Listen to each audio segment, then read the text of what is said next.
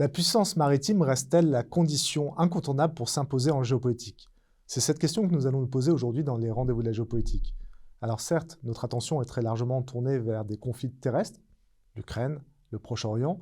Il y a aussi des conflits au second plan. Je pense par exemple aux affrontements en mer Rouge et dans le golfe d'Aden, ou encore les tensions incontournables à Taïwan. Y a-t-il un affaiblissement des rôles des marines dans le monde, ou au contraire, y a-t-il une consolidation de leur rôle?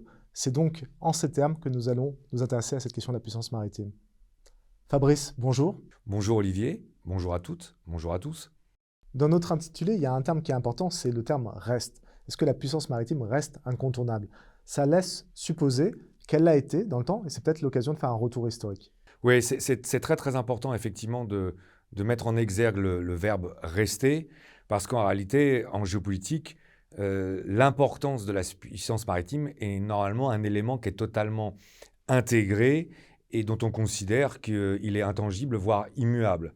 Et d'ailleurs, il y a trois aspects qui peuvent nous en convaincre davantage, sur lesquels on va revenir pour peut-être mieux comprendre l'enjeu de notre thématique. Il y a un aspect géographique, il y a un aspect historique, et puis il y a un aspect qui serait plutôt d'ordre stratégique. Alors, pour ce qui est de l'aspect géographique, finalement, l'argument est assez simple à mettre en avant. On a une planète, parfois, ce n'est pas toujours assez pris en considération, dont il faut rappeler qu'elle est composée à 70,8%, pratiquement 71% de mer et d'océan, dont on comprend bien que sur un tel environnement, la puissance maritime soit un facteur qui soit très très important. Ensuite, on a aussi le paramètre historique. Ce qui est intéressant à souligner, c'est qu'en réalité, c'est quelque chose qui va apparaître dès le départ, on va dire, dans l'histoire des États et des civilisations, puisque si on prend l'histoire grecque, il y a un personnage qui est très très important, Thémistocle, qui est un stratège, c'est le titre officiel qui porte à Athènes. Et en réalité, dans les années 482-483 avant Jésus-Christ, donc là, je précise deux dates parce que les Grecs à l'époque n'avaient, selon les cités, pas tous les mêmes calendriers. En fait, Thémistocle va faire une loi navale, comme le présente très très bien un professeur Jules Labarbe, la loi navale de Thémistocle, dans lequel il se propose de construire une immense flotte de plus de 300 trirèmes pour essayer de contrer, et là on voit bien en plus la prévision déjà, ou la prospective, une future invasion perse, qui va d'ailleurs s'avérer exacte 3 ans plus tard, et qui va permettre aux Athéniens de remporter la victoire prépondérante de Salamine.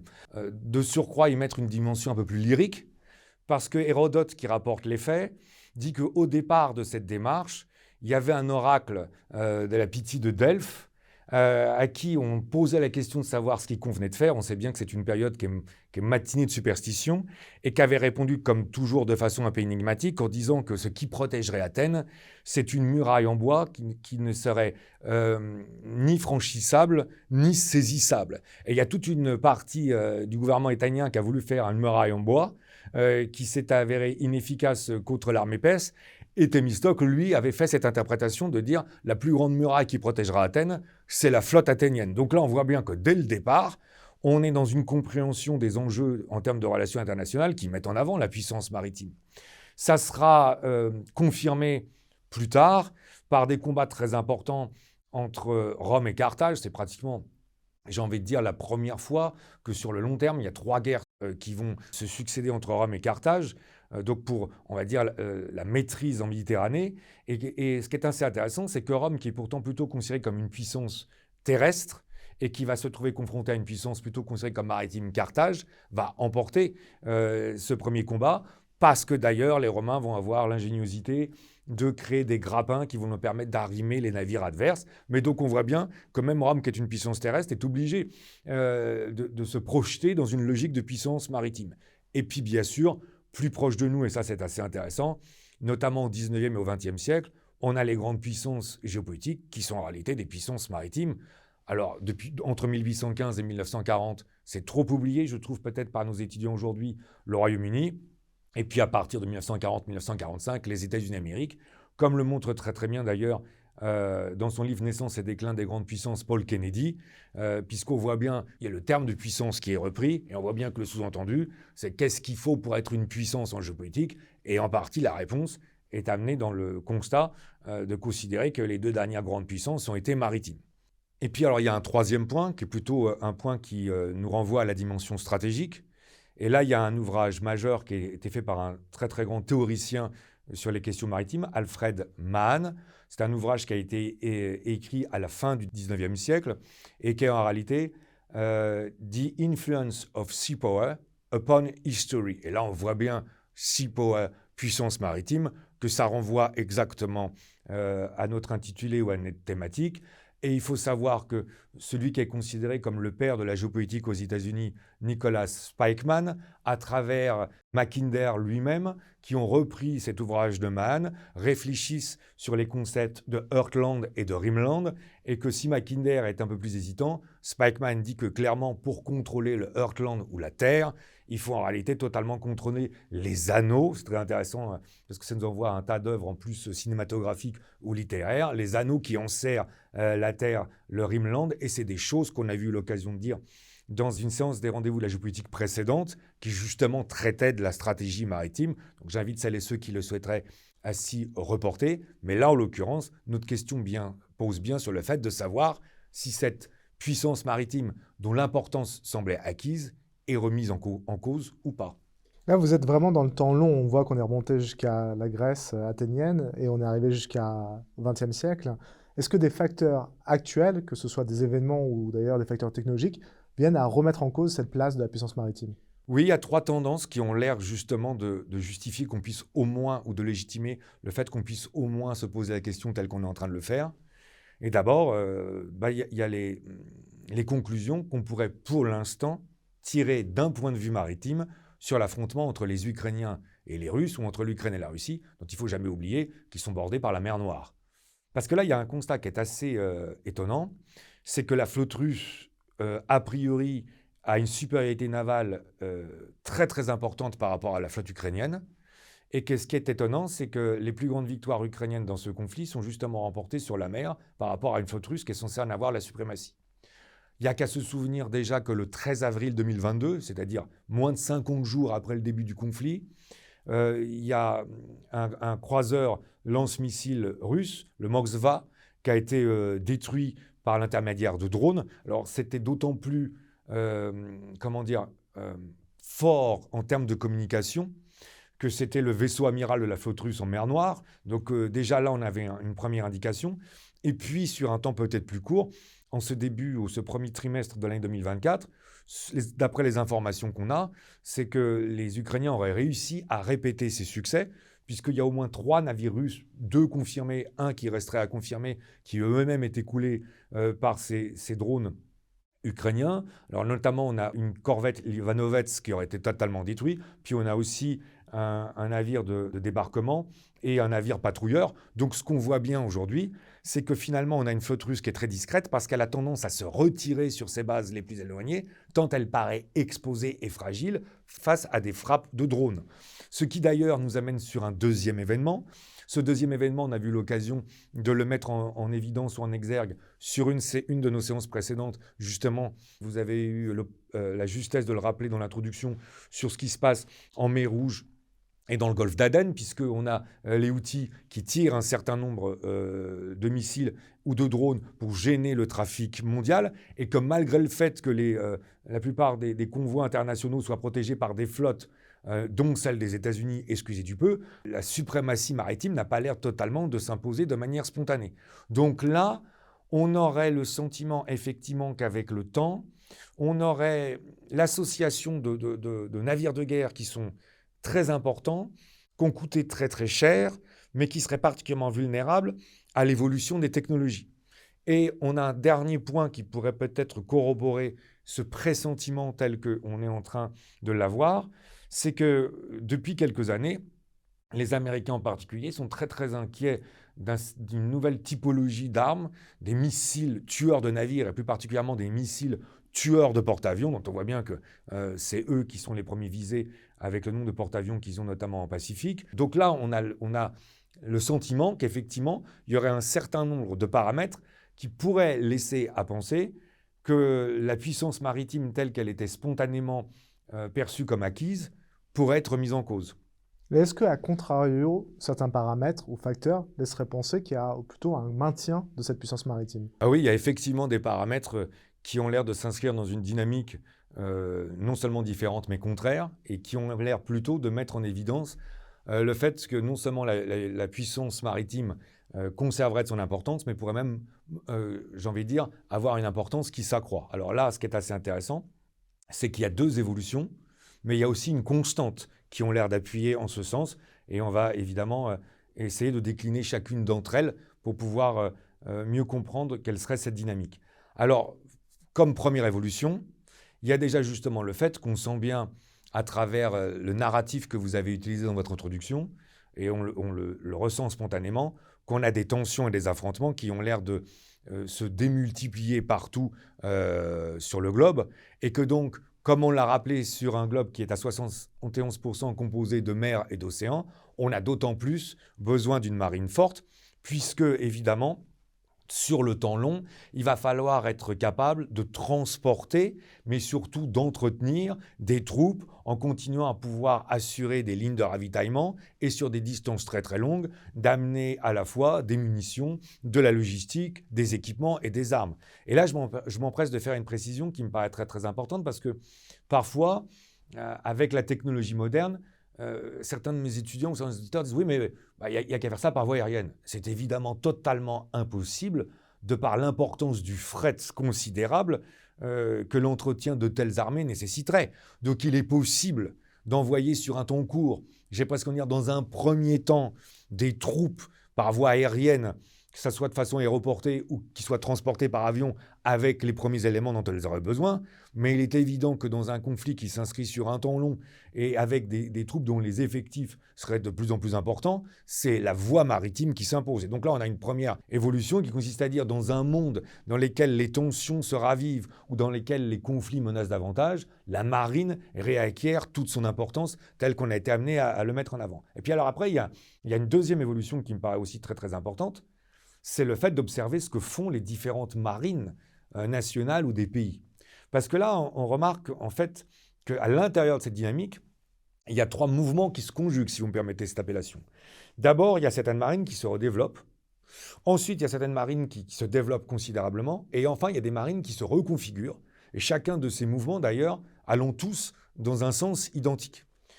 On va donner un exemple pour chacun d'entre eux. S'il fallait mettre en illustration le fait qu'il y ait des marines qui se redéveloppent, le cas de la marine australienne est très intéressant parce que le gouvernement australien, en ce début d'année 2024, a décidé de faire une augmentation de son budget de 6,4 milliards, ce qui est évidemment considérable, parce que ça laisse à penser que d'ici 2030, le budget militaire australien atteindrait 2,4% du PIB. Donc là, déjà, on se rend compte qu'il y a une vraie montée en puissance. Surtout, d'un point de vue plus matériel, il est question de faire passer globalement la flotte australienne d'une dizaine d'unités à 26. Je parle là en unité de surface, avec 11 frégates supplémentaires. Dans le cadre de l'AUKUS, qui est une alliance qu'on a eu l'opportunité aussi de regarder dans une de nos séances dans les géopolitiques précédentes, les Australiens passeraient avec 8 sous-marins à propulsion nucléaire, j'insiste, pas des sous-marins d'attaque nucléaire, mais à propulsion nucléaire. Donc là, on voit bien qu'on a affaire à un pays qui est totalement en train de se rééquiper et de pratiquement considérer qu'il faut plus de doubler le nombre de ces bâtiments de surface. Donc là, ça c'est un premier indice. Le deuxième indice, sur lequel je serai encore plus bref, parce qu'il a été l'objet d'une séance complète sur l'armée chinoise, quels objectifs? C'est l'extraordinaire augmentation en termes de nombre de navires de la marine chinoise. Et pour peut-être inciter davantage celles et ceux qui souhaiteraient aller plus loin sur cette séance, on rappelle que la Chine peut fabriquer un sous-marin nucléaire tous les 15 mois à l'heure actuelle, que les États-Unis ont admis que pour la première fois dans l'histoire, les Chinois ont plus de bâtiments en quantité, j'insiste, que la flotte américaine dans le Pacifique, et que surtout, ils sont en train de mettre en avant des navires dont on considère qu'ils sont les navires phares en termes de communication, de représentation de souveraineté, à savoir les porte-avions. Il y a un troisième porte-avions chinois qui est en train de monter en puissance, et il y a même certains spécialistes qui considèrent que le programme plus ou moins officiel de la Chine, c'est d'arriver à beaucoup plus d'unités. Donc là, on a des marines qui montent en puissance. Et puis alors après, il y a un phénomène qui est peut-être encore plus intéressant, même s'il est moins spontanément perceptible, c'est la reconfiguration. Parce que justement, dans cette période qu'on a eu tendance à percevoir comme une période apaisée, on voit bien qu'on fait référence, comme plusieurs fois dans nos séances, aux années 90 ou à la première décennie du XXIe siècle, les marines, en réalité, étaient plus des objets de projection politique ou de symboles de puissance que véritablement des objets de combat. Et ça a une incidence d'un point de vue opérationnel, parce que ce qu'on demandait aux marines, avec des budgets qui en plus allaient en diminuant, c'était plutôt le fait que les navires puissent durer le plus longtemps possible, et non pas que les navires puissent être dans des capacités qui leur permettent de mieux combattre. Or là, quand on parle de reconfiguration, à quoi assiste-t-on? C'est que justement, on est en train de redéployer les objectifs principaux. Là, on peut en donner deux exemples. La marine australienne a décidé d'augmenter les capacités de transport de munitions de ses navires, indépendamment de ce qu'on a dit avant, toujours dans le cadre de ce plan. C'est-à-dire qu'en gros, la marine australienne devrait être capable de passer de 400 missiles à 700 missiles. Quant à la marine nationale française, elle est en train de développer un nouveau ravitailleur à l'heure actuelle, le Jacques Chevalier, un nouveau ravitailleur qui est censé permettre de ravitailler davantage les navires les plus importants, on pense notamment au porte-avions Charles de Gaulle, mais surtout de le faire en pleine mer et surtout en plein mouvement. Donc là, on voit bien que l'idée consiste à avoir des navires qui sont beaucoup plus puissants en termes de feu ou de maîtrise de feu, mais surtout qui sont beaucoup plus autonomes et qui ont un temps de disposition qui serait plus important. Donc là, en fait, dans ce deuxième mouvement, on voit bien qu'à travers, d'une part, la retransformation de certaines marines, la montée en puissance d'autres marines et la reconfiguration, on a plutôt l'impression que le fait maritime redevient très important. Et puis alors après, il y a quelque chose qui est très très intéressant, c'est la constante.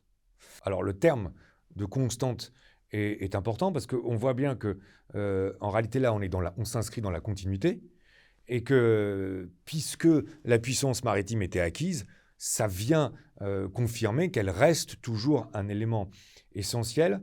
Et pour s'en convaincre, il y a un ouvrage qui me paraît très très important, qui est fait par deux auteurs, Thibault Lavergne et François-Olivier Corman. Alors, c'est d'autant plus intéressant que ces deux auteurs, on peut peut-être dire qu'ils sont respectivement à des postes importants sur les questions maritimes, puisqu'il y en a un, c'est le commandant en second du porte-avions Charles de Gaulle, et que le second, c'est le maître de camp du président de la République. Donc, on a évidemment affaire à des personnes qui maîtrisent particulièrement leur sujet. C'est un ouvrage Vaincre en mer au XXIe siècle, qui est d'ailleurs que je conseille, qui est particulièrement dense, qui est très technique et qui est très concentré sur les questions d'ordre de tactique maritime.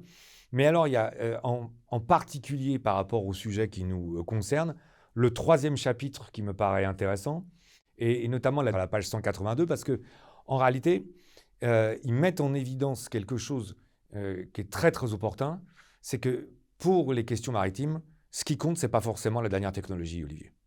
Parce qu'en réalité, la dernière technologie, c'est un peu un leurre. Ce qui compte, ce n'est pas la capacité d'avoir la dernière technologie qui, par définition, restera toujours très ponctuelle ou un avantage qui va être dans un temps très réduit, mais plutôt la capacité de s'adapter à ces nouvelles technologies sur le temps long. Et non seulement à s'adapter sur les nouvelles technologies sur le temps long, mais à réussir à associer, conjuguer, mais c'est le terme associé qui est intéressant, toutes ces technologies pour en faire un facteur qui, lui, va être décisif. Et là où je trouve que l'idée de nos deux auteurs est très intéressante, c'est que dans le bas de cette page 182, ils font une comparaison avec la Blitzkrieg. Parce qu'ils disent, bah oui, le char, ce n'était pas nouveau dans les années 30. Mais c'est la capacité à le déployer associé à la communication, à la radio, à la compréhension du commandement qui vont en faire une arme décisive. Donc là, on voit bien que par rapport à notre explication, c'est un argument qui est très très important parce que ça a tendance à totalement amenuiser les premières dimensions telles qu'on les soulevait. Finalement, on a non seulement deux logiques qui ont l'air de corroborer l'importance de la puissance maritime et une constante qui de toute façon est en train d'insister sur le fait que pour ce qui est des questions maritimes, c'est plutôt la capacité à maîtriser les évolutions que les évolutions elles-mêmes qui vont être prépondérantes. Alors, je rappelle que dans la question, ou plutôt la réponse précédente, vous nous montriez quels étaient les facteurs d'affaiblissement du rôle maritime. Et là, vous venez de présenter exactement l'inverse, c'est-à-dire les rôles de consolidation qu'il pouvait y avoir derrière. Maintenant, peut-être la question se pose, c'est quel arbitrage on peut faire? Oui, parce que là, évidemment, on a l'impression qu'on s'enferme dans deux logiques qui, effectivement, s'opposent, qui ont l'air de se neutraliser. Et on est finalement dans un temps de notre séance, on se dit, bah alors, mais laquelle des deux faut-il privilégier? Mais peut-être qu'en réalité, la question ne se pose pas comme ça, d'ailleurs. Car peut-être que la question qui se pose, c'est plus une question de complémentarité entre les deux logiques, et que ces deux logiques ne paraissent s'opposer que parce qu'on oublie trop quelles sont les trois caractéristiques essentielles, me semble-t-il, pour que la puissance maritime puisse être véritablement effective. Et là, peut-être de commencer à les évoquer avant que par la suite, insister davantage sur celles-ci. D'abord, la puissance maritime ne peut exister, s'exprimer que dans un temps très long.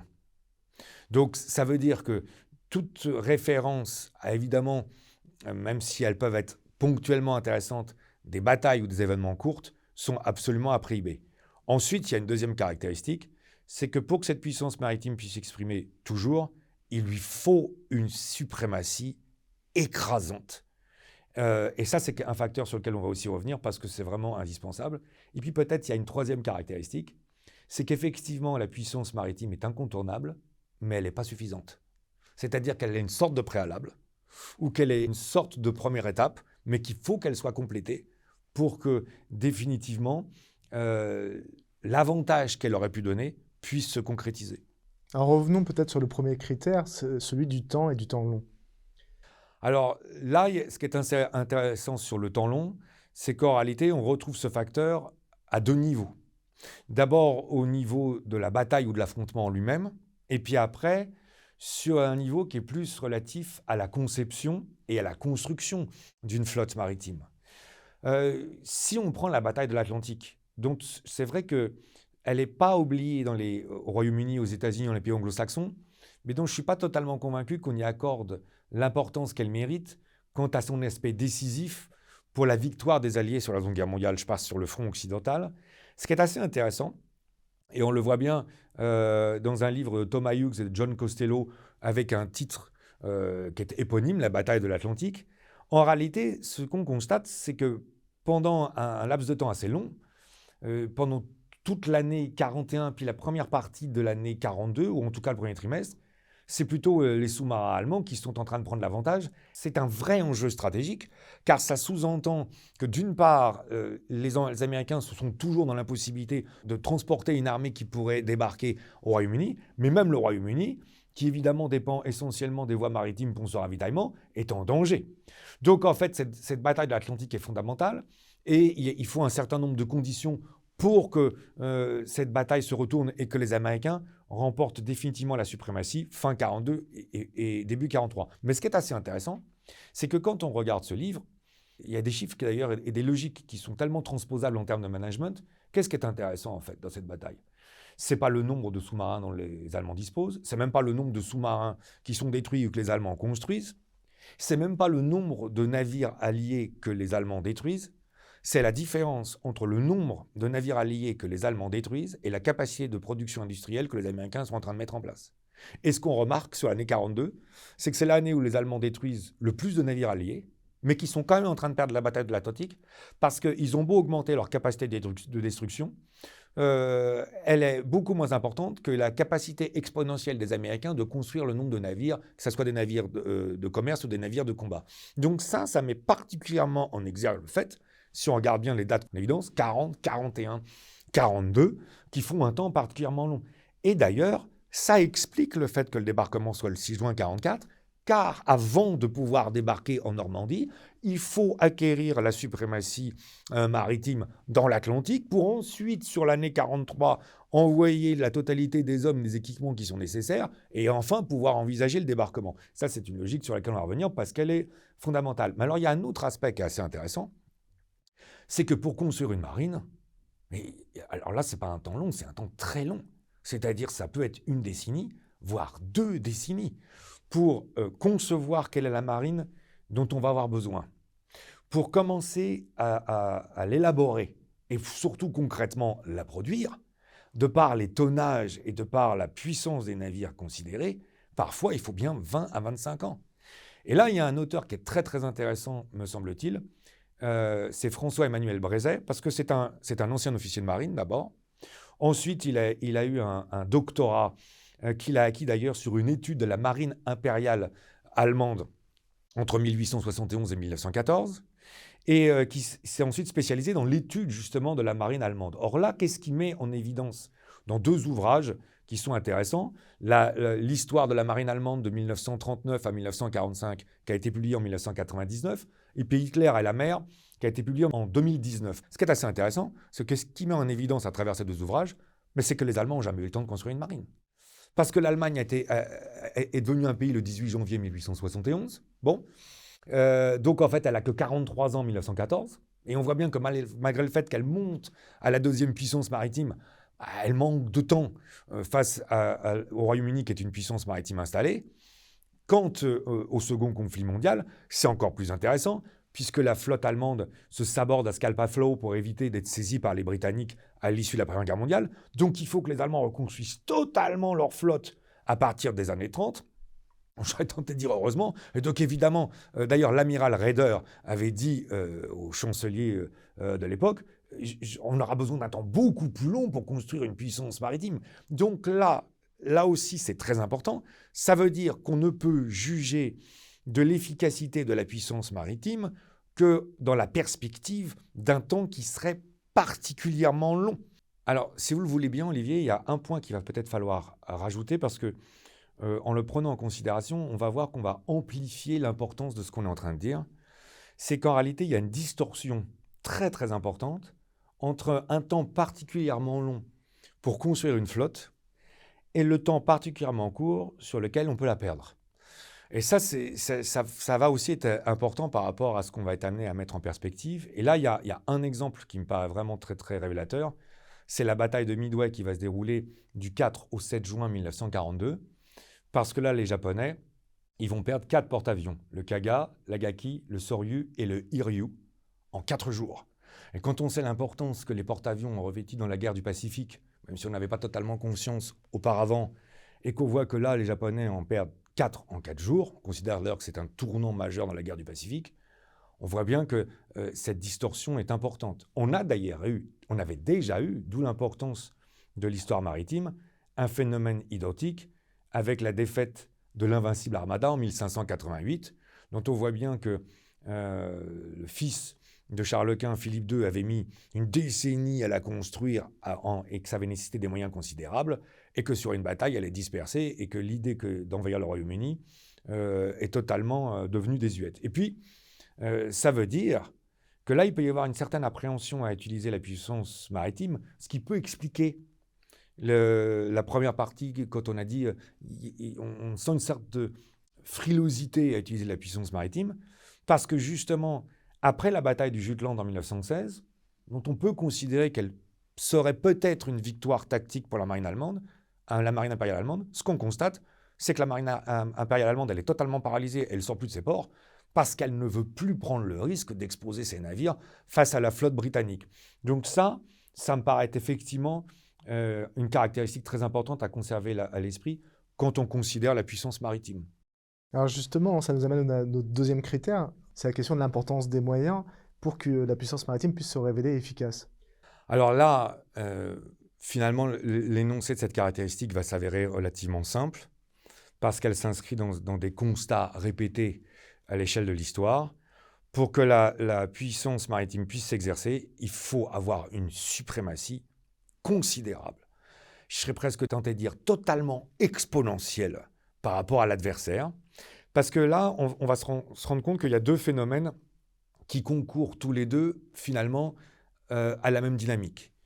On se rend compte que les puissances qui n'ont pas la suprématie maritime et qui sont plutôt dans une situation que d'essayer de la remettre en cause, finalement, il leur faut assez peu de moyens pour pouvoir remettre en cause une puissance maritime. Là, il y a deux exemples qui viennent spontanément à l'esprit.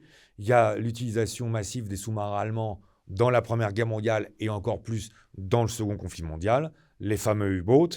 Et puis plus proche de nous, comme on a eu l'opportunité de le dire, on a les drones tels qu'ils sont utilisés par les Houthis.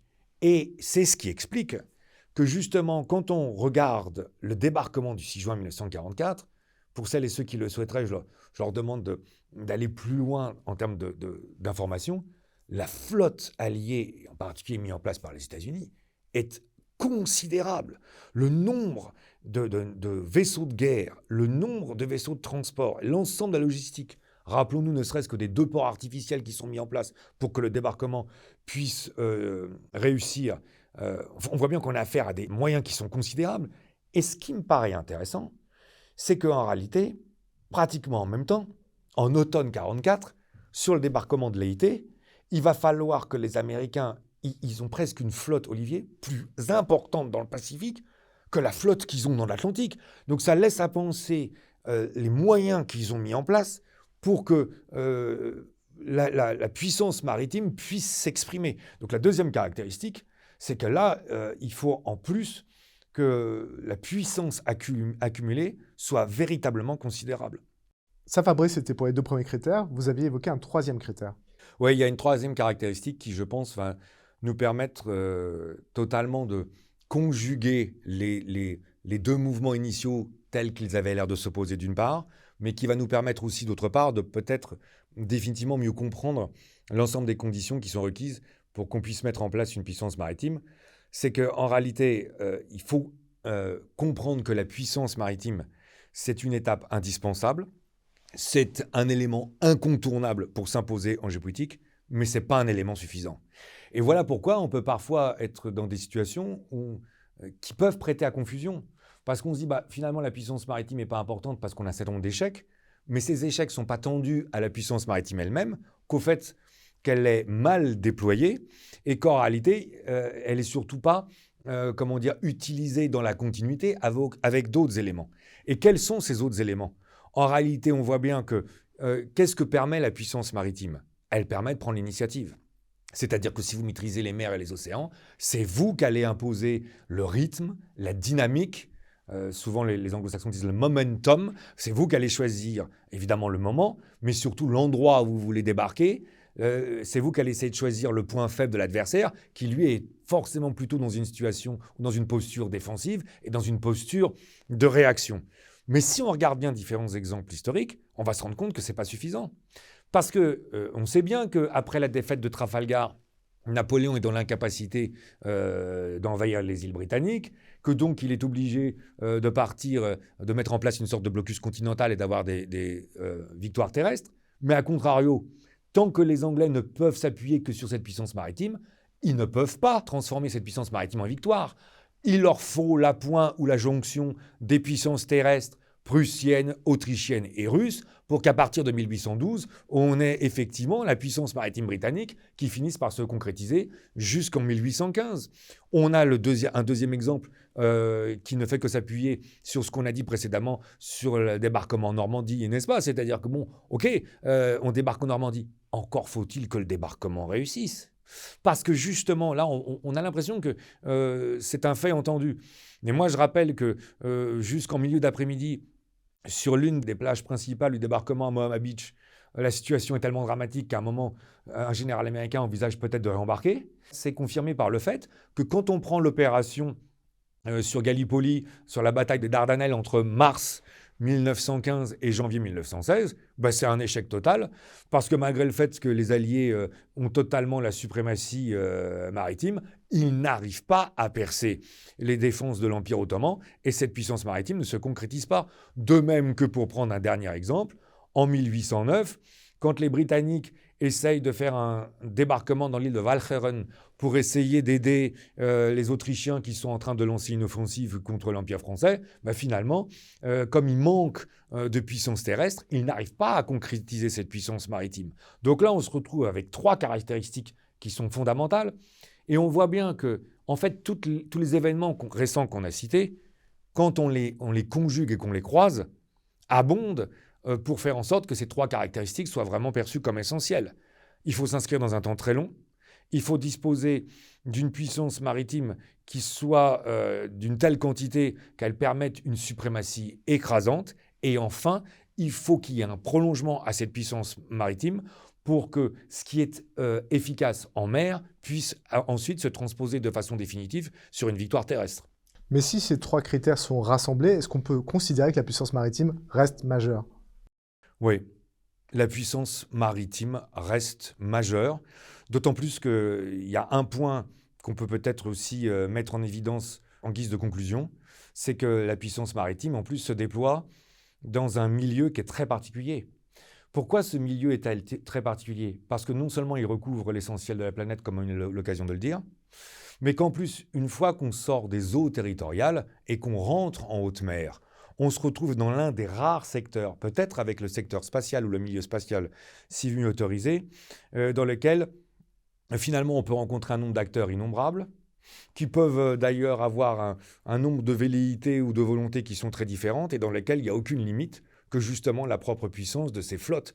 Et donc en réalité, on reste avec une puissance maritime qui est le premier outil pour pouvoir projeter sa puissance et projeter ses objectifs politiques. Comme le disait dans un adage qu'on lui prête le cardinal de Richelieu, celui qui maîtrise les mers possède un grand pouvoir sur la terre. Eh bien, Fabrice, je vous propose de nous arrêter sur cette citation de Richelieu qui nous amène à reprendre en considération la puissance maritime dans le cadre de la géopolitique. Merci. Merci à vous. Nous voici donc arrivés au terme de ce nouveau numéro des Rendez-vous de la géopolitique. Merci à toutes, merci à tous de nous avoir suivis.